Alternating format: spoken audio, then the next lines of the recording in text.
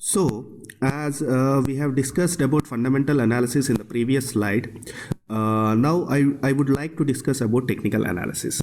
See, technical analysis is completely dependent upon price. So, we are completely going to decide whether to invest in a stock or not by knowing the price movement. So, there are three ways of doing technical analysis. First of all, we'll find out the trend. So whether the stock is in uptrend. Uptrend means the stock is continuously going in the upward direction. Stock in the sense the price of the stock is continuously going in the upward direction, that is called as upward trend. Then the second thing is whether the stock is going in downtrend. Downtrend in the sense the price of the stock is continuously moving in the downside movement. Then the third kind of thing what we are having in technical analysis is whether the stock is moving in sideways trend or sideways movement. So sideways movement means in this way. So it is going to move in the sideways. A stock can only go in the upside direction, or it can only go in the downside direction, or it can only go in the sideways direction. These are the only three directions what a price can do. So we are going to apply our technical analysis by knowing these three directions. If at all a stock is going in the upward direction, how we are going to make the money? So we are going to purchase the stock at a lower price and sell it at a higher price.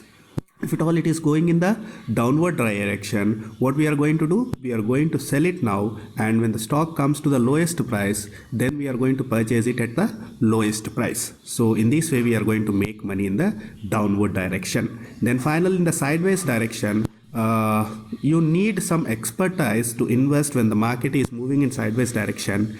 But to tell you, most of the times, means maximum number of days, the stock will always move in sideways trend. If at all it is going to move in upward or downward trend, it is very easy for us to make money. But the problem here is most of the times the stock will move in sideways direction. Of course, we also teach you here how to make money in sideways direction, but you need to be very careful when the market is moving in sideways direction, as most of the people will lose money while trading during the market is moving in sideways direction. So we'll show you some precautions, we'll teach you some precautions, some tips and tricks also to earn money in sideways as well as downward as well as in upward trend.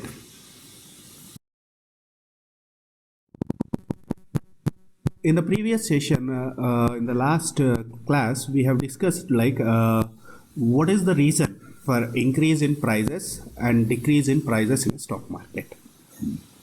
In this session, we'll see how the prices increase and decrease.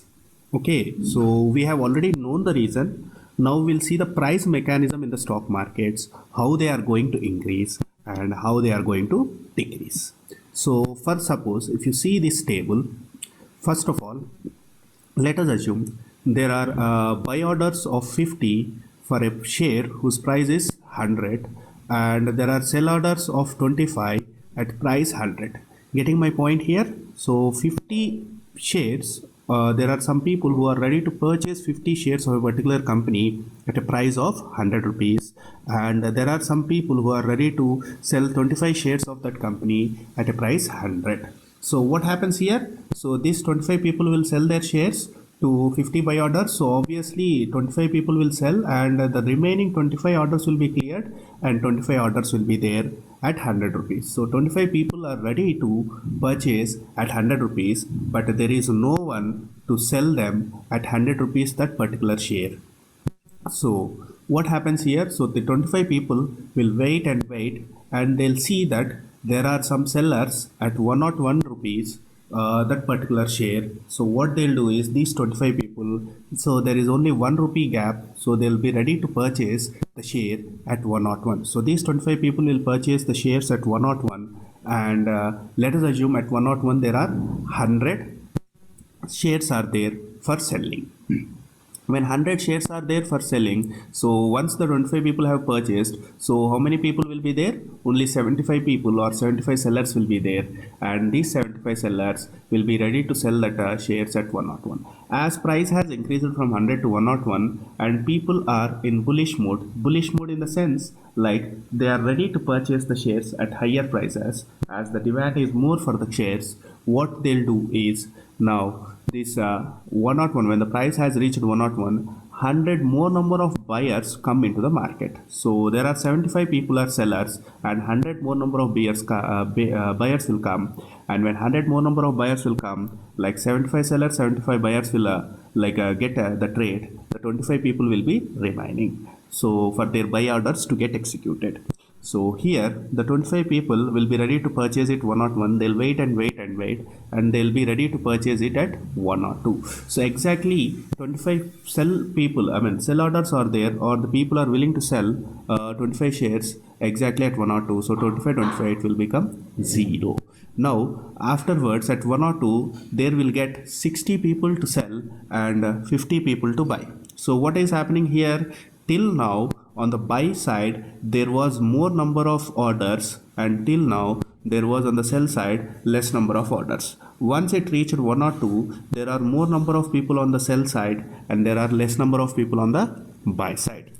When this happens, the price will get halts. If you properly see, the price has increased from 100 to 102 with very speed, and at 102 it is getting halt, and it might turn from here and it might come down as the sell orders are increasing from 102 than the buy orders. So simply remember, when buy orders are more and sell orders are less, the price will increase, and when sell orders are more and buy orders are less, the price will decrease.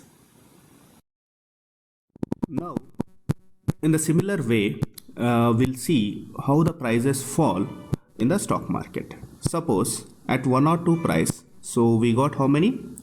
10 sell orders are pending. So what happens? So nobody is ready to buy the 10 sell orders whatever left over in the previous slide. So these people will wait till some people will come, and after they got vexed up as nobody is coming to buy that particular stock at 102, they'll be becoming ready to sell that shares at 101 rupees. So after some time, so by selling that 10 shares at 101, there will be, let us assume 20 people are there, or 20 shares are ready to buy at 101. So these 10 people will sell that shares and remaining 10 buy orders will be there. So 10 buy orders will get 101. So after that there are 30 people who came to sell that share at 101. As price has decreased, what the people will do? As the price is decreasing, the people will be ready to sell.